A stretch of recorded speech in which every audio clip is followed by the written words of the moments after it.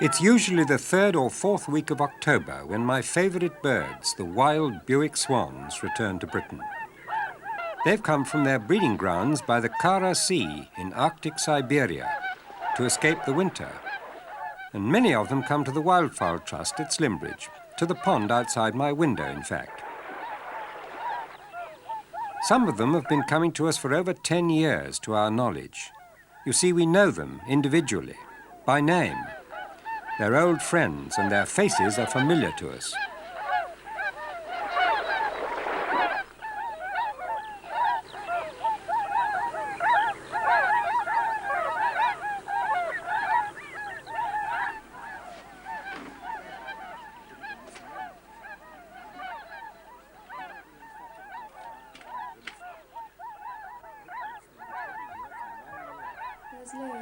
Where? Just out there, look, we could do with a picture or two of him. Well, you've got hundreds of him, haven't you? Yes, but he might have changed since the last year, you know. Oh, all right. Well, they do change, I know. Oh, we'd better get a good full face one. Once we can have. Do come back. And Stella, she's just there too. Stella? Where? My wife Philippa and Daffila, my daughter, are part of the reception committee. Their collection of photographs has grown over the years into a dossier on each regular visitor. I don't think we've got too many of him. And Primrose. The yellow and black pattern on the bill varies with each individual, like fingerprints, only more obvious. We give them names because they're easier to remember than numbers, and being able to remember them is what makes our studies possible.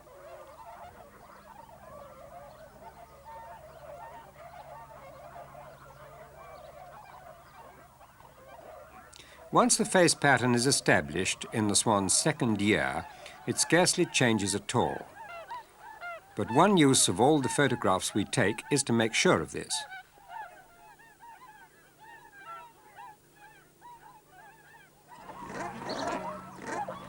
Milling about on the pond at Slimbridge, the swans seem just a big flock of birds, like the gulls above them. But now that we know which swan is which, we can see much more. They go about in family groups, and some families are higher up the social scale than others. Each swan knows its place in society, so evidently they can tell each other apart just as well as we can. They seem to recognize each other's voices better than faces. The grain that we put out for the swans attracts a lot of other birds too, ducks and black-headed gulls. At times there's quite a crowd of birds under my window. Bewick's swan was named in memory of Thomas Bewick, the 18th century wood engraver and naturalist from Newcastle. It's possible that he never saw one himself, although he may have done. But they come to Britain on migration by way of the Low Countries, and they're less common up north. Here's a mute swan by Bewick. Many people regard him as one of the greatest wood engravers ever. There's a link between Thomas Bewick and his swan at Slimbridge. All his life he was a keen bird watcher, and he carried a telescope wherever he went, as I carry my binoculars. Now that telescope is one of my greatest treasures. T. Bewick, engraver, Newcastle, 1794. There's something very special about watching Bewick's swan through Thomas Bewick's telescope.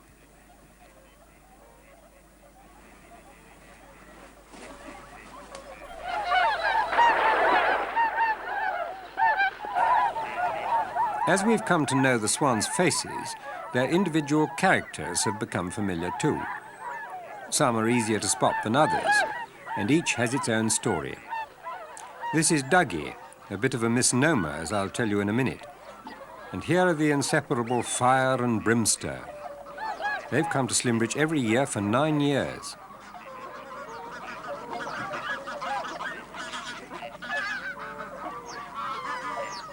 Throughout the winter, the pond outside the studio window is reserved for the swans.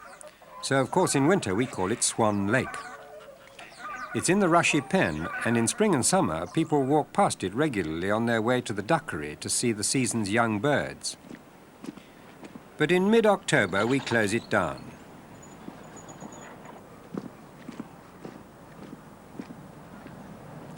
No swans on Swan Lake yet, but they'll be here soon. No one except the swan feeders will be allowed inside the gate for the next 4 months. The gateway into the rushy pen is transformed into the hide overlooking Swan Lake.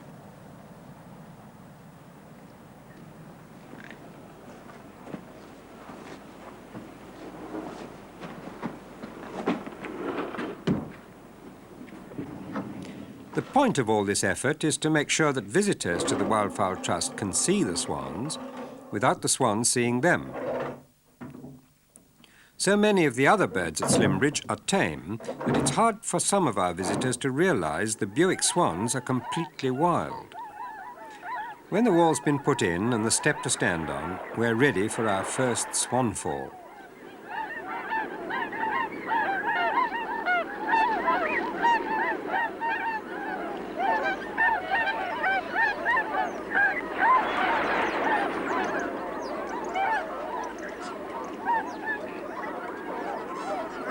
Of course, we're never quite sure how many swans will come, or when. It depends on the weather right across Europe from their Siberian breeding grounds. All we can do is to be ready for them in good time.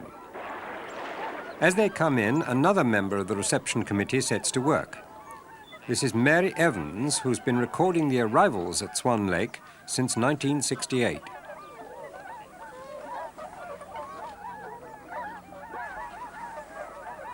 She identifies each swan on the lake every day.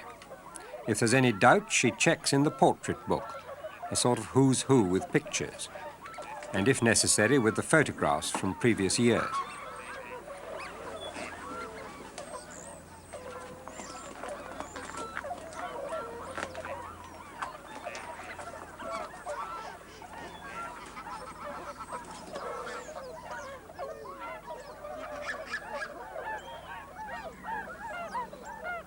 Then the swans marked off on the attendance register for that day. We have to mount the register on rollers because it's a strip of paper about 7 feet long.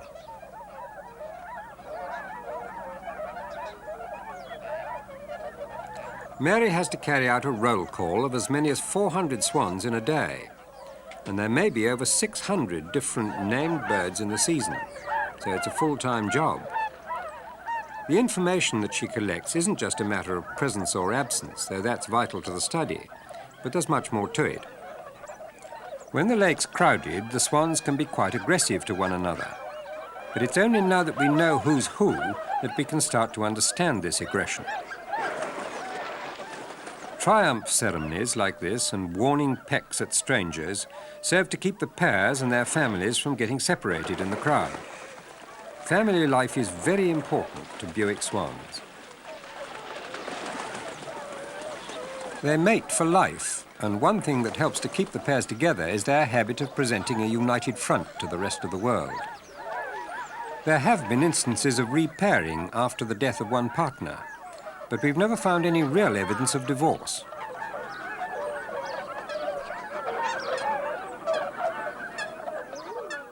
This swan, New Penny, first came to Slimbridge in February 1971 with an old friend of ours, a male called Prune.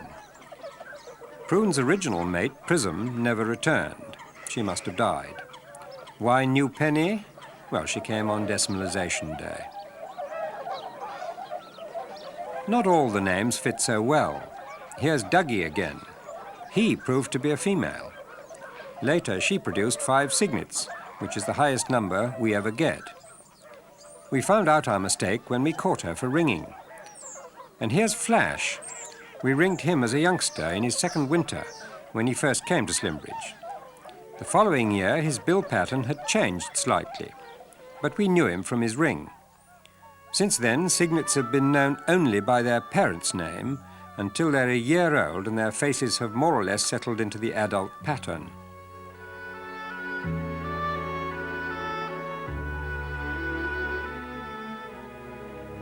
The scientific side of our work on the swans is producing results which throw light on all sorts of animal behaviour, even human behaviour, and of course on conservation.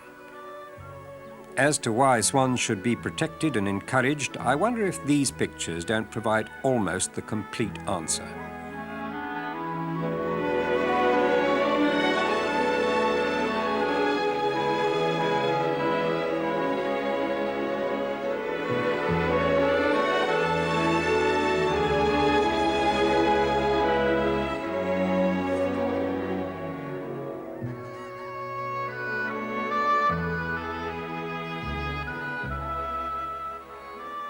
The sheer grace of a wild swan landing on water sums up in a way what we're trying to do at Slimbridge.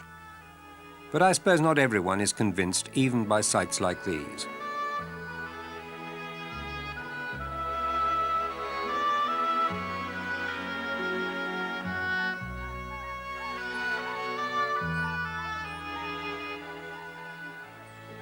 We're certain that our research is worthwhile. But in the course of it, we've uncovered very disturbing evidence that the fate of some Bewick swans depends on more than international protection agreements.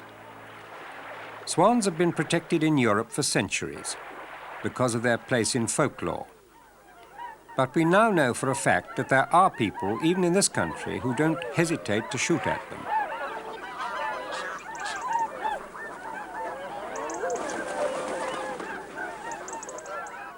The evidence came from a swan catch, a necessary but also very exciting part of our study.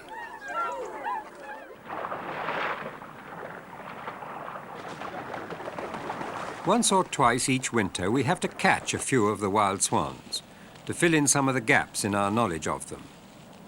They're driven up a blind alley off Swan Lake into pens where they can be picked up.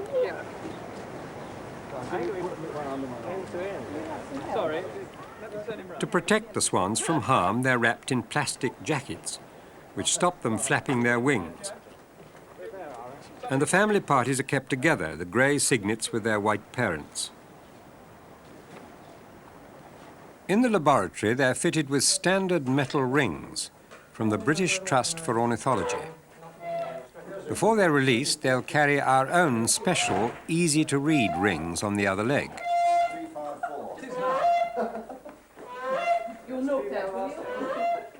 It's surprising how often the weight of a particular species of bird isn't really known, especially one as well protected as Bewick swan.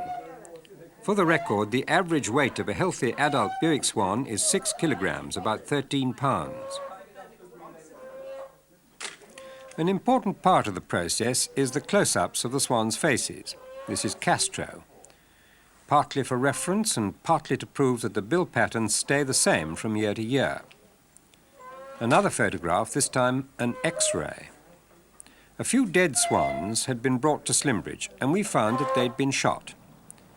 This was a serious charge. Swans are supposed to be protected. The purpose of the X-rays was to find out the truth of the matter.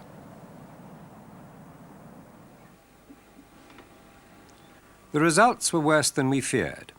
1/3 of all the birds we X-rayed carried shot pellets, some of them as big as SSG, known to shooters as swan shot, and still used quite legitimately on deer.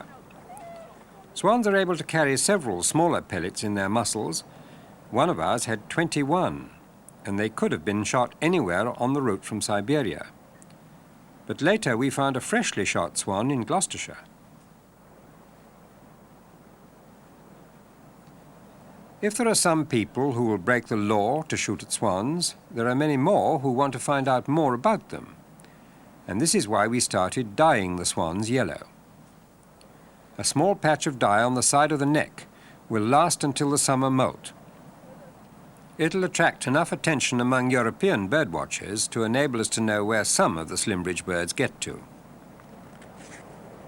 Mary Evans and Geoffrey Matthews release a mother and her cygnet onto a hidden corner of Swan Lake.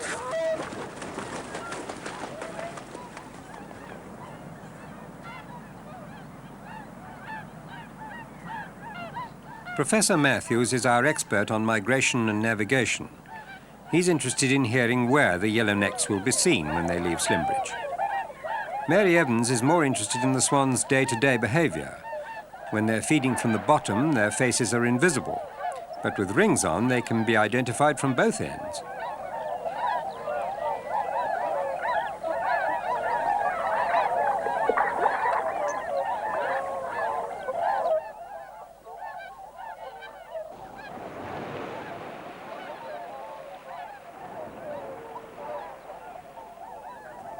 Neither yellow necks nor yellow tails nor rings seem to affect the swans' relations with each other.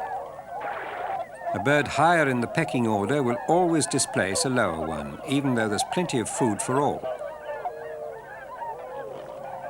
At feeding time, the family territories break down, and all the swans, hundreds of gate-crashing gulls as well as visiting ducks, gather round the barrow. They look tame now, but that's because they know that the barrow means food, and they also know the feeder by sight. If anyone else went out to Swan Lake, they'd all be gone.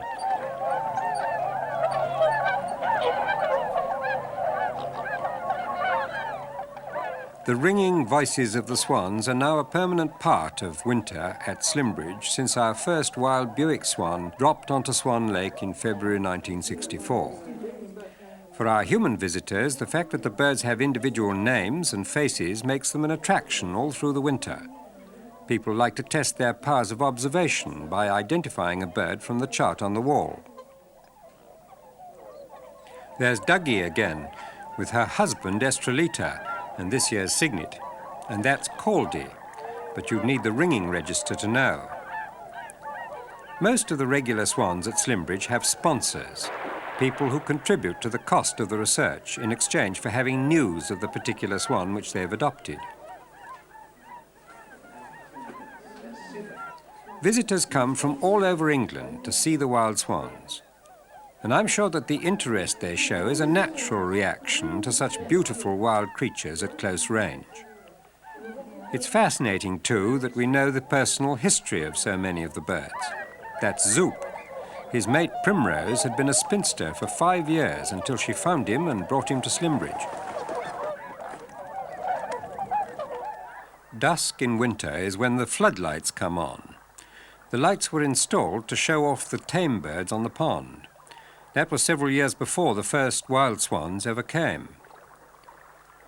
Fortunately, the swans didn't seem to mind the lights. In fact, they probably appreciate them. A little light seems to make them feel more secure. Now we've installed similar lights at one of our other refuges at Welney in Norfolk.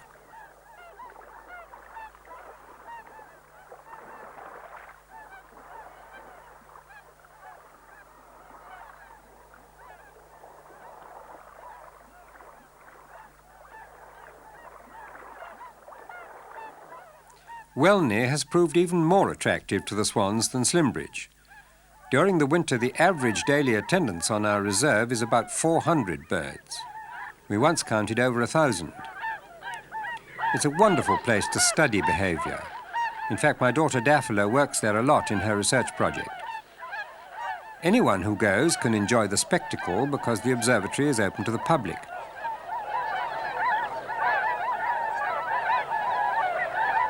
Josh Scott, no relative of mine but an old friend, feeds the swans at Welney. They've learnt to recognise and trust him just as they have his counterparts at Slimbridge. Since we started encouraging the swans on our reserve at Welney, the numbers have increased. But surprisingly enough, most of the Slimbridge birds are still faithful to Slimbridge, although they may pass Welney to get there.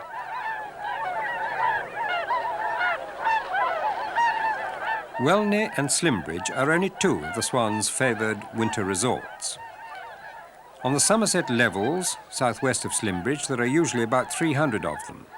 And in Ireland, especially in Wexford, on the Shannon and on Lough Neagh, there are other regular flocks.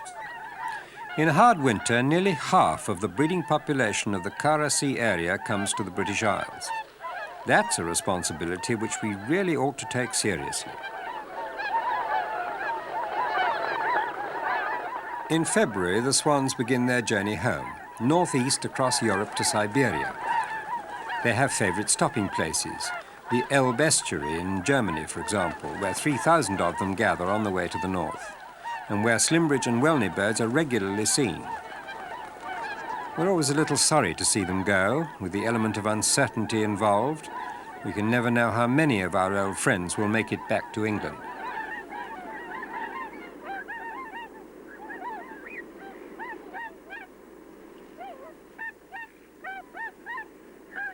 We know the route they take. Daffalo and Mary have followed them through the Netherlands and West Germany to the border of East Germany and the Iron Curtain. There, politics intervene and the swans go on alone. We've had reports of died birds from Western Russia and even 1 or 2 ring numbers, but we've never yet seen their breeding grounds. But we know quite a lot about their breeding behaviour all the same, thanks to a swan called Mrs. Noah. Mary and Daphne have been studying her and her family at close quarters. Mrs. Noah was sent to us from Holland in 1950. Since she first bred in 1956, the first time a Bewick swan had ever bred in captivity, she's reared 25 cygnets with the aid of 3 different mates, and she's still producing young each year.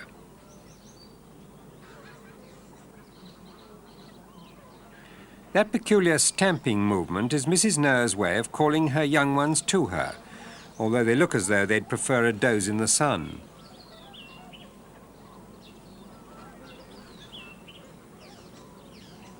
Once the cygnets go down to the water, Mrs. Noah's stamping serves another purpose. On land, it was just a symbolic gesture, but in the water, her feet stir up the bits and pieces on the bottom, bringing food to the surface where the cygnets can reach it.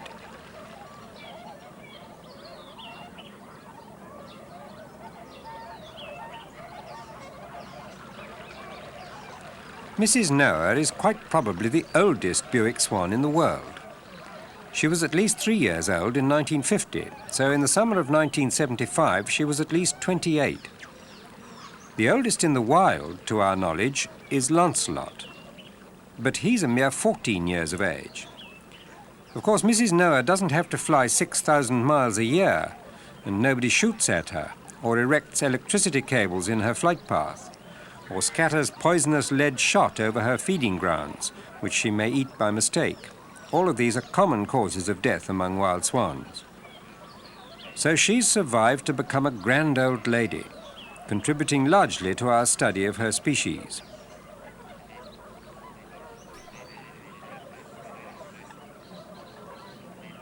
All this research on the swans at the Wildfowl Trust is not only about the personalities of particular birds. It has relevance wherever the survival of wildfowl and the wetlands they need is in the balance. And these days, that's pretty well all over the world. With our Bewicks, though, the problem comes sharply into focus. It's hard to remain cool about the survival of a whole race of birds when you know so many of their faces.